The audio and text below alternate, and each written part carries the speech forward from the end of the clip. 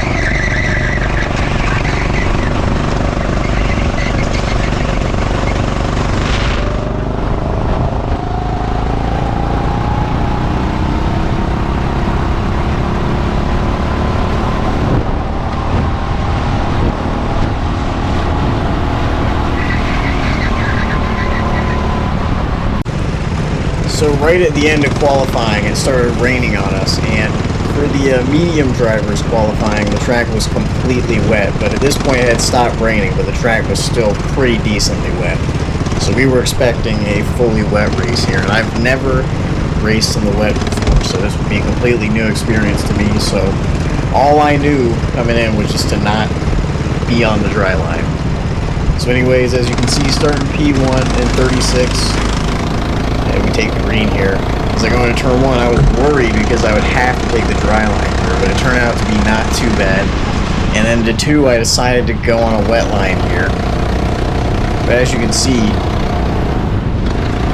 here I also take a dry line. That ends up costing me a lot of time and cost me the lead here as I fall down to P2. And into turn 4 right here, I realize, as you can see, 29, he takes the dry line right there and it works fine for me. So I realize that right there the dry line works fine. And going into here, P1 takes a wet line, so I decide to kind of semi-follow him and take a wet line here off the apex. And as we head through the S's here, I realize that my car does not want to turn right here, and that's not good combined with the rain right now. As we head through here, I kind of just make my way through there, not really any sort of line I was taking there. Come down the back now. And into here, I end up taking a wet line. It actually works very well for me because the cart behind me, I don't know if you saw there, he took the dry line and ended up sliding his rear. But right here, I take the wet line. I don't set up properly for this corner. And since I can't turn right, that only makes it even worse, and I just completely lose the position. Right here is when I start to realize this car also has no low end or mid range. You can just hear it kind of rev whenever I get on the throttle out of the low speed corners. You can hear the motor struggling. So right here I take the wet line, but as you can see, the person ahead of me takes the dry line and it works perfectly fine. So I kind of try like a sort of dry line there and it works fine. So this is where I realize that the track is drying way quicker than we expected. So I just need to go back on my dry line with my braking points backed up slightly and just kind of adapt as the conditions change.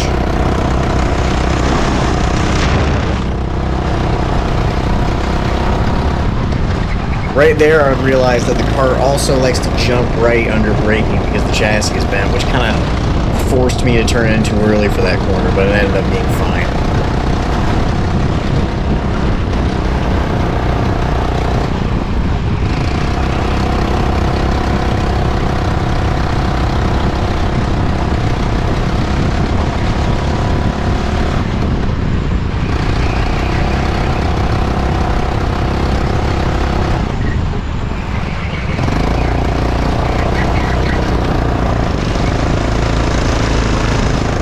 At this point is when I really realized that this car just does not have the pace. And also my driving was kind of getting thrown off by these conditions as well, as you'll see. But it was still good enough to the point where I knew that it wasn't 100% my fault. Some of it was on the cart. But anyways, just have to see what I can do with this cart and drive as hard as I can.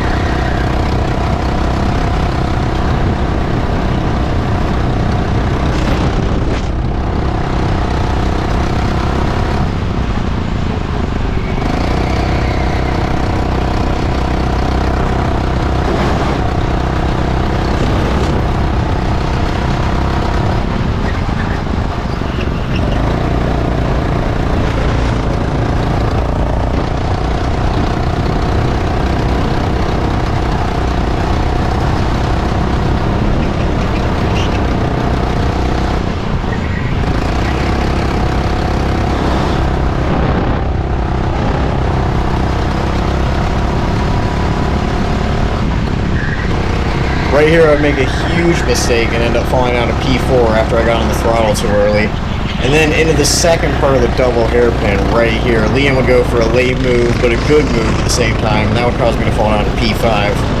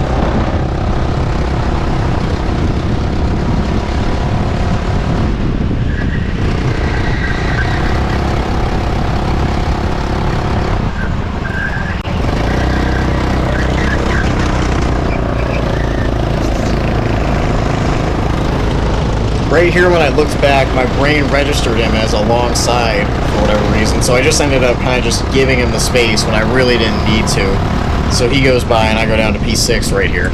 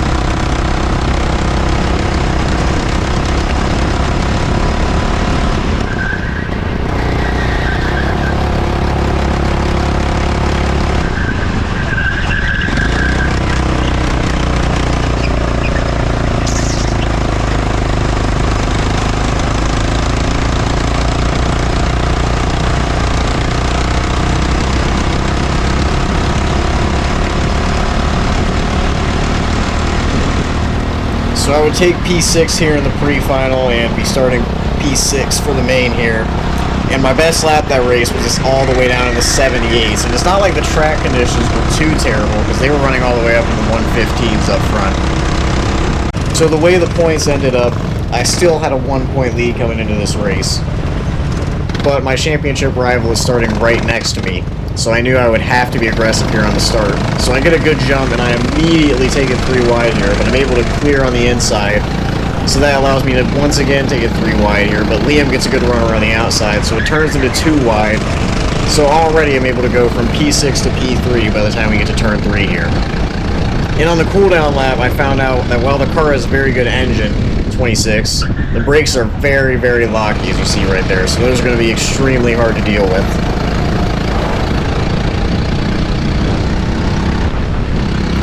So going into 4 right here, the leader spins, and that causes second place to spin too, and I'm able to just barely squeeze through, and that gives me a pretty good, comfortable lead here. So at this point, I know I have a super strong cart because I can literally feel the speed difference hopping from 36 into this thing, and you can probably visually see it too here. But it's also really difficult to drive, especially with the locky brakes. You'll see me struggling with that for the first couple laps while I get used to it. So anyways, just need to lock in and manage the gap.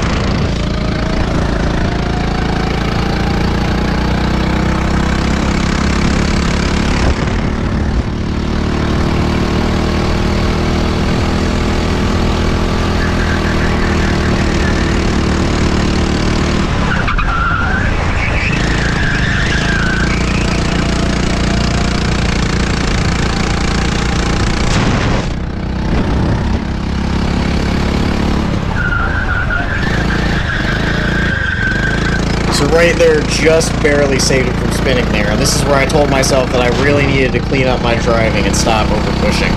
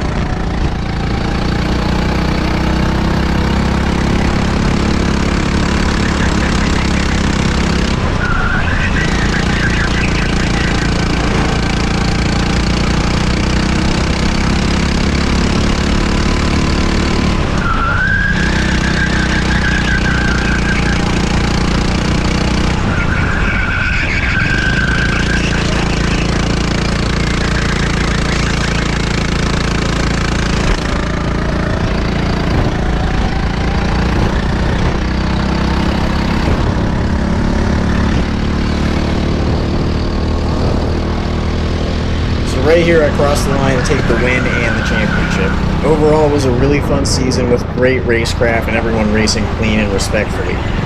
I'm really looking forward to the summer season here when they hopefully have their brand new rentals as well. So anyways, hope you guys enjoyed, and see you in the next one.